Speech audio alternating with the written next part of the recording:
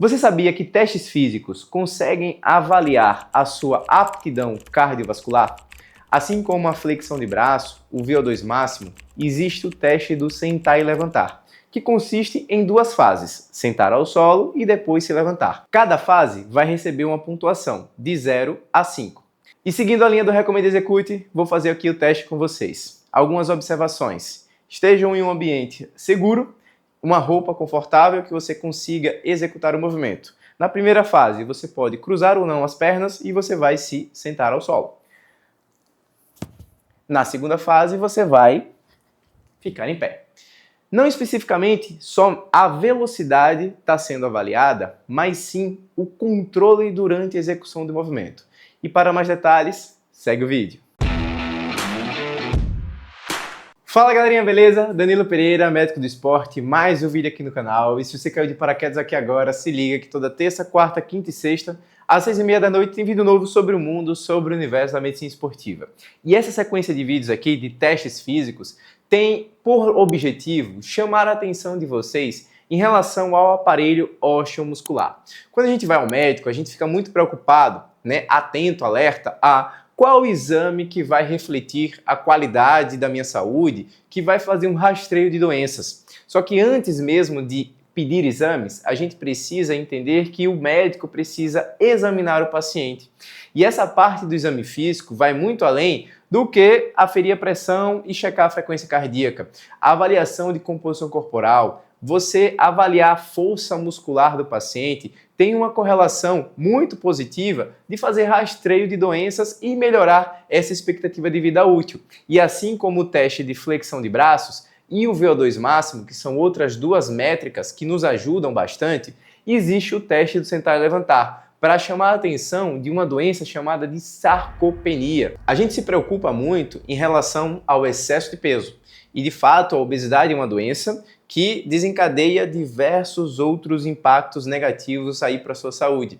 Só que o outro extremo, o mais baixo peso, e esse baixo peso correlacionado a uma baixa massa muscular, baixa força, também denota alguns desfechos negativos, não pensando somente na parte de risco de quedas, mas processos demenciais têm uma correlação com baixa massa muscular, riscos cardiovasculares também estão aumentados aqui nesse outro extremo, e aí existem benefícios da gente aumentar essa pontuação durante a execução desse teste, que está muito bem já estruturado, validado na ciência, que essas pontuações, a gente divide esses pacientes em 4 categorias basicamente. Aqueles que pontuaram de 0 a 3, de 3 a 5, de 5 a 8 e de 8 a 10. Mas Danilo, como que esse teste é pontuado?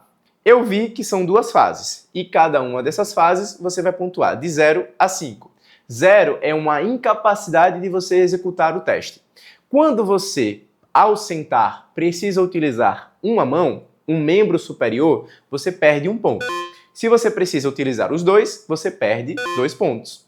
Se além das 2 mãos você precisa utilizar, ou na verdade, um joelho ou uma face lateral da sua coxa, você perde mais 1 ponto. Se você precisa usar os 2 joelhos e as 2 mãos, você perde 4 pontos. Então você pontua nessa primeira fase 1. Uma incapacidade de executar o movimento, 0. A mesma coisa durante a fase do levantar. E aí, quanto maior essa pontuação, mais longa vai ser a vida desse paciente. E se você consegue manter ou melhorar essa pontuação, principalmente na faixa etária ali de 51 a 80 anos, isso aqui é um forte preditor de risco de mortalidade, de risco de adoecimento. Danilo, fiz a minha pontuação, não fiquei satisfeito com o número que encontrei. Como que eu consigo melhorar? Vamos lá, vou colocar aqui 3 dicas para vocês. Primeira delas, você reduzir o comportamento sedentário. Não somente praticar exercício físico, mas evitar ficar parado por muito tempo, sentado ou deitado. Isso faz com que você perca tônus, você perca força, potência do seu músculo. E aí vai uma dica para esse primeiro ponto aqui. A cada hora de relógio, girou a hora, você se movimenta de 1 a 2 minutos. Essa simples quebra desse movimento, desse comportamento sedentário, aumenta um pouco mais o seu gasto calórico E a ação da gravidade vai dar uma estressada, vai dar uma acordada, uma chacoalhada ali naquele músculo que estava começando a perder tônus, começando a perder força muscular. Obviamente, isso não vai acontecer do dia para a noite, né? A gente está falando disso a longo prazo. É um investimento que você vai juntando dinheirinho. Quando chegar lá na frente da sua vida, você tem uma poupança rica nesse músculo, nesse órgão, que é um grande investimento aí para a nossa saúde. Segundo ponto, praticar treinamento de força, treinamento de resistência. Não pensando só em melhorar a parte de músculo, mas todo o contexto de articulação, de você melhorar a lubrificação, de você manter um bom arco de movimento ali da sua articulação, com benefícios adicionais, porque se você estimula o movimento, né, direcionado, aquele movimento ali que você está fazendo 3, 4 séries de 8 a 12 repetições, um exercício, um movimento estruturado, passado ali por um profissional da educação física, não só o ganho de força, mas você está tendo ganho de flexibilidade, ganho de propriocepção, que é esse equilíbrio, essa capacidade de executar os movimentos um pouco mais complexos. E aqui, uma outra dica para esse segundo ponto. Estímulos multiarticulares têm benefícios adicionais. O treinamento de força, treinamento de musculação, que você isola uma articulação, ele é benéfico, mas movimentos mais complexos, existem as modalidades aí, CrossFit, o Hyrox, a calistenia, que desenvolvem movimentos, benefícios adicionais nesse contexto de treinamento de força, treinamento de resistência. Então é uma coisa para incrementar aí no seu dia a dia, na sua vida. E o terceiro ponto, você fazer o rastreio de doenças. Você ter um segmento ambulatorial. Por quê? A sequência, a evolução, né, da linha do tempo, essa perda, ela vai sendo sutil. E aí, quando você percebe, é porque as perdas elas já estão significativas. Se a gente olhar indivíduos de 20 e 80 anos, o indivíduo com 80 anos, ele vai ter, em média, metade da massa muscular do que quando ele tinha os 20. Só que essa queda não é uma queda linear.